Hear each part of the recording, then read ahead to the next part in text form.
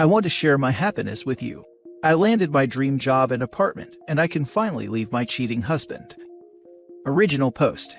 Husband 39 and I, 35, met 10 years ago. He was, up until last year, the love of my life. He was my rock and I his. We shared the same interests, humor and views. We also were child-free. I owned a little sandwich shop that was fairly popular near huge office buildings. I loved my job and I was so content. I made good living. My husband is an engineer. When COVID hit and people started working from home, my business went down pretty quickly, and by the fall of 2020, I had to close for good. I still did some catering gigs, but not near enough to have a decent source of income. My husband said that I shouldn't be worried because he could support both of us. I went back to college for HR management, a 3-year program. Around the same time as all that happened, my husband confessed to me that he might have changed his mind about being child-free, something that I had noticed before he confessed. I loved my husband very much, and I had started noticing him around friends and family members who have small children, and he was so adorable, and to be honest, without my very hectic job, I also started thinking the same. We had our son November last year. The best thing that ever happened to me, but just 3 weeks after I gave birth, my husband came to me and confessed that he cheated on me. It felt like the ground opened from under me. How could that be possible? He was my love and I was his, wasn't I? He apologized and tried to blame it on the pandemic, on being bored at home, on being scared to be a father, on midlife crisis. He loved me and he didn't want to lose me. I felt so trapped with a small baby that needed me. No job and no place to go. Good job, hubby. You sure knew when to deliver this blow. A week later, he asked me what I thought about opening the marriage. Humans aren't meant to stay monogamous, he said. And while he still loved me more than anything in the world, he didn't find me enough. I started crying and begged him not to humiliate me. If he just gave me some time, we could divorce and go our separate ways. He said he wasn't interested in divorce. He didn't want to replace me, just add some new excitement into our relationship. 2 weeks later, he came home with her and told me that she's moving in with us. A 26-year-old that he met at work. He started showing her the apartment and explained how important it was for me to have everything clean and tidy all the time, and that she should abide by that. She was smiling the whole time. He took her to the guest bedroom, and she's been living with us ever since. I moved to my son's room and put locks on, and I've been living with my baby for almost a year now, rarely existing in the common areas beside preparing for my catering gigs. The girlfriend moved eventually into my bedroom with my husband. He warned me that this would happen if I refused to move back. Funny how we can adjust so fast and find small pleasures even in the most difficult times. Having my baby and seeing him grow has been my biggest comfort, him and my studies. After a few months, my husband gave up trying to talk to me outside of matters concerning our son. He finally realized that neither fighting, tantrums, nor love bombing worked on me. And most importantly, he stopped trying to get intimate with me, beside the occasional "I love you" or "I miss you" text, sometimes raunchy messages while he's literally on the other side of the wall. His girlfriend kept her distance from me and I was thankful for that. She moved out a few times after they would fight. I don't know the details, but I would guess that she wanted exclusivity. Oh, the irony. She always showed up again after a couple of days, and I acted like I didn't notice any of it. I have 1 year left of my studies, but after my internship, practicing semester at a big firm, my boss offered me a paid internship. It's a full-time job starting in January. It would mean work and study full-time, but I know that I will manage. I'm just so happy. This means that I now have the means to find my own place, and I did. A small studio about 32 square meters, and I'm moving November 1st. I will have to break the news eventually to my husband that I'm moving out and filing for divorce. I don't want to tell him right now, but once I start packing, he will probably understand anyway. I don't know what his reaction would be. Ideally, he would be relieved, but somehow I doubt it. Right now, he thinks I'm bound to him for at least another year because of my studies, and he's still acting like I'm his wife.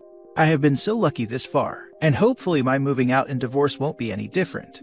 I haven't been this happy in many months, and I wanted to share it somewhere since nobody in my surrounding knows what I have gone through. Now for the top comments before reading the update. I am so proud of you. You have been carrying a heavy load. I can't even imagine what you're having to compartmentalize. You are gonna set the world on fire. Who cares what your sperm donor thinks? He hasn't thought about anyone but himself in a long time. Good riddance. I am sending you all the love, all the strength, and all the abundance that is yours and your son's birthright. Please move yourself out quietly and tell him at the very last moment. He sounds like a narcissist. He will fight back hard and dirty, so give yourself as much of a head start as you can. Good luck. I am rooting for you. Thank you for your kind words. Men like your husband need to be beaten within an inch of their life for doing this to their family. Screw him and screw her. I hope you get a perfect view of his life crumbling to pieces as she leaves his old butt in the future. What a pathetic excuse for a man. Unfortunately, I need him to have a good life and a happy home for the sake of our son. But I get what you mean. It would feel so good. I don't think a man like your husband would be a good influence on your son. You and your baby deserve better. Congratulations. I wish you the best. Have someone with you when you tell him just in case. Maybe I'll have a lawyer contact him. I'm not afraid of him. He's not a violent person. Please do this in as safe a manner as you can manage. I just lost my best friend to a non-violent husband because she dared to leave him. Now for the update. Gosh, I don't even know where to start. Maybe thank you for supporting me on my last post. Beside the few worthless, why don't you just leave comments? I just wanted to vent and share my story, but many of you have requested an update after I have moved.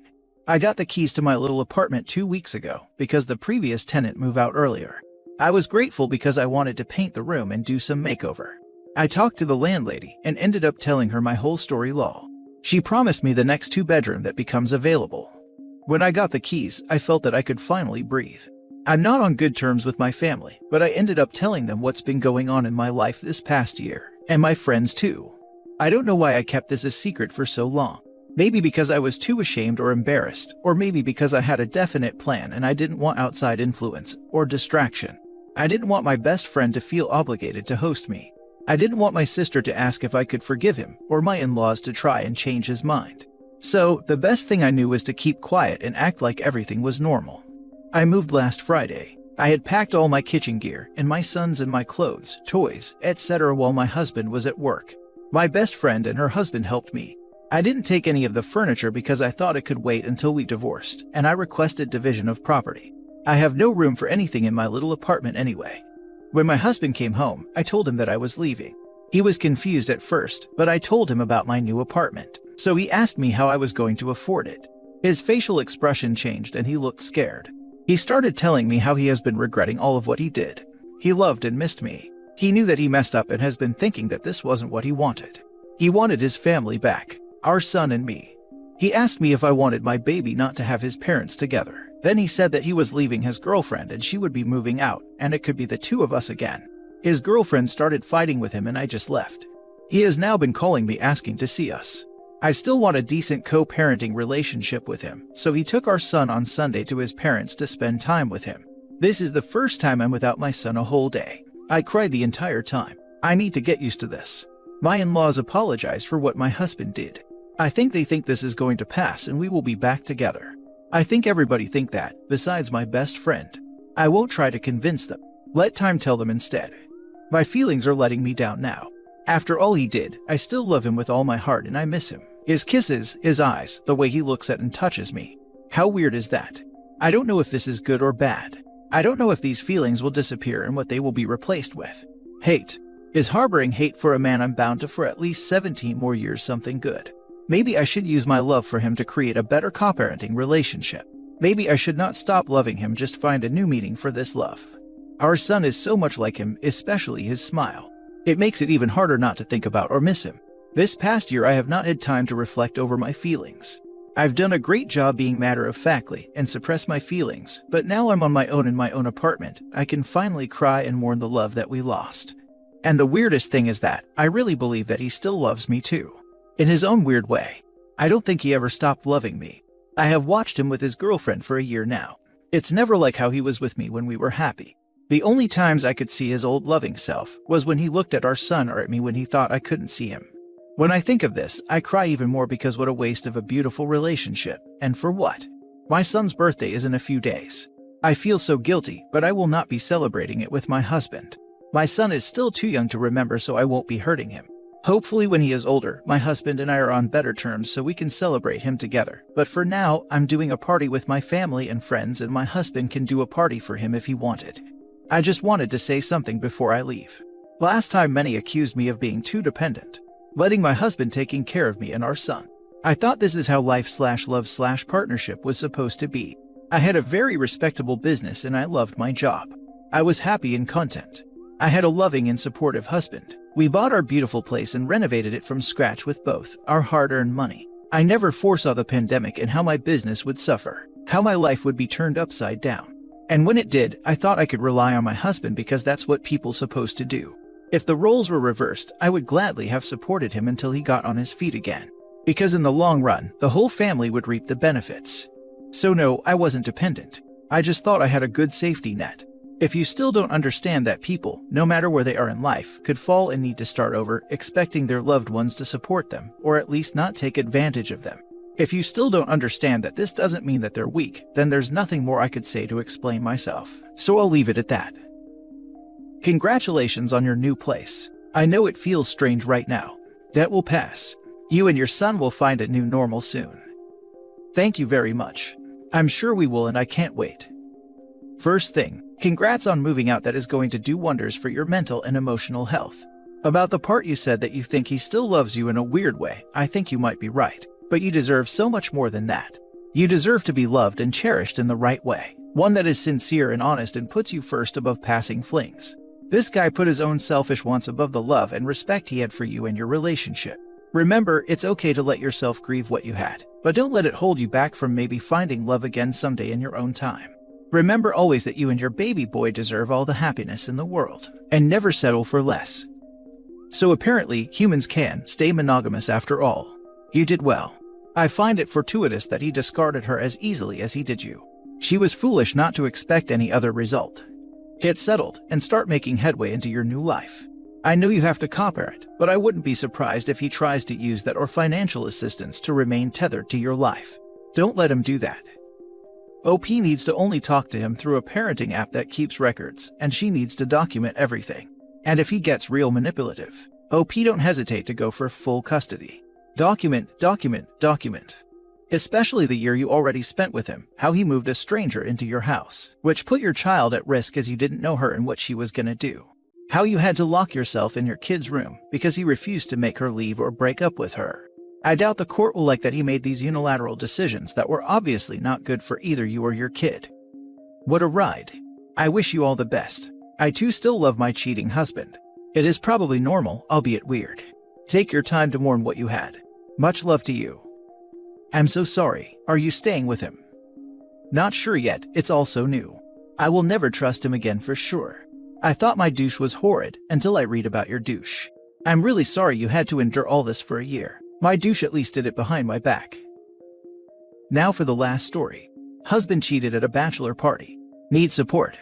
In a cliche move, my husband cheated on me at bachelor party this weekend.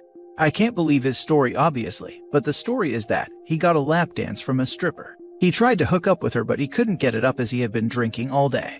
He did tell me that he would 100% have slept with her if he could. I can't trust him because 1. Obviously he cheated on me. 2. He originally told me she had rubbed on him and he ended the lap dance then. 3. It took him 4 days to come clean with this second story, and only when he left for another bachelor party this weekend did he call to tell me the truth. I feel like my life is ending. I guess it is in some regards. I currently don't even have a job. No kids, thank God.